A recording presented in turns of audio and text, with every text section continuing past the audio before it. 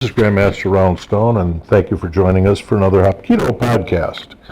I want to talk today a little bit about the differences in philosophy and techniques in teaching Hapkido. Most of the martial arts practitioners are aware of the fact that the founder of Hapkido, Che had been raised and educated in Japan by a martial artist named Sakaku Takeda, who had founded the martial art of Daito Akirujutsu. He raised Che, and when World War II was over, Che returned to his native homeland of Korea and got a job in a brewery.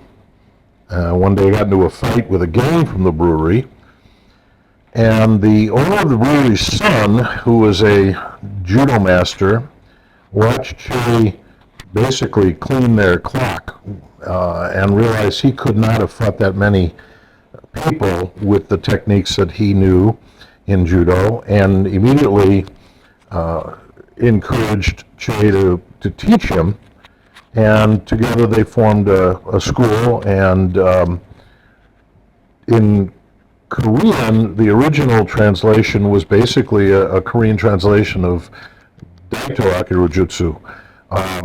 It became translated eventually into Hapkido, but some mix up, the brewery owner's son was a master in judo, and so he was interested in Che teaching him defenses against judo attacks and the type of fighting that judokas were likely to get into, and which is why many of the beginner level techniques in Hapkido are sleeve grabs and shoulder grabs and elbow grabs and defenses against those, against locks and some throws and counters to those.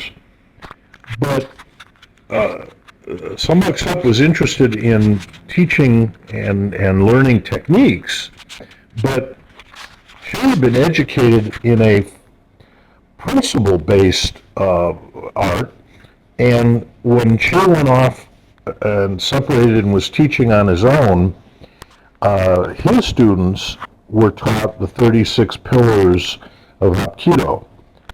Many of you who have a cursory knowledge of Hapkido recognized a couple of the principles, and sometimes I've seen on the internet as this is all there is. The water principle, the circle principle, the sum principle, but there's actually 33 other main principles that are involved in it. But one of Che's younger students eventually left, got into political power, was actually a bodyguard to the president of Korea, and because of that power, ended up forming his own martial arts style. But those who come out of his lineage never learned the 36 pillars or principles of Hapkido, because he had studied just for a few years as a child, even if into a teenager, not as an adult. And Che didn't teach a lot of the principles to children.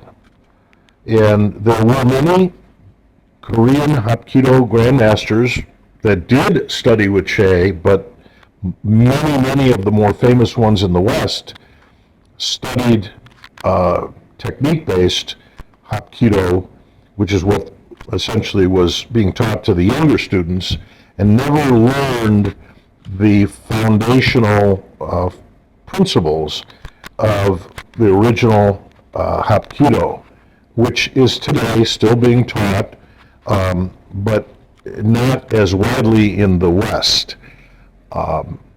The difference is simple. In technique-based training, you have 1,600 different techniques with eight variations of each one, and so that's a lot of money that you can make teaching students each different technique. Somebody throws a punch at you, inside block, let's practice that all day. Okay, throws the same punch, outside block, okay, let's practice that all day.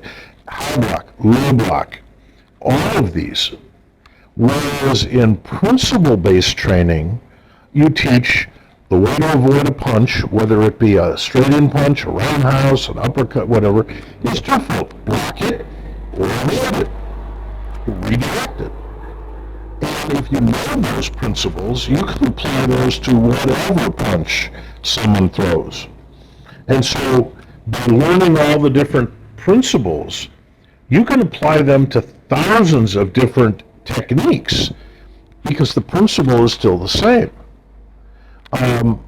So what happens then is that a lot of money was discovered to be made if you taught techniques, which took obviously a lot longer to learn, than if you spent time learning, studying, and practicing the philosophy and the application. Now that doesn't mean you're not on the mat, it doesn't mean you're not blocking, ducking, throwing, locking, choking, but it's done in such a manner as to teach the core philosophy of it.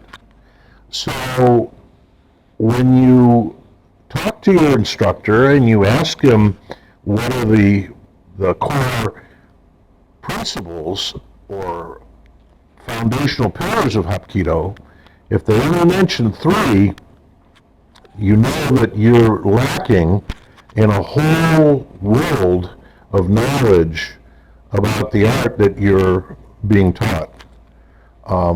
There is that information available, but it just happens to be a lot easier to make money and promote yourself by teaching impressive techniques to people who don't know otherwise.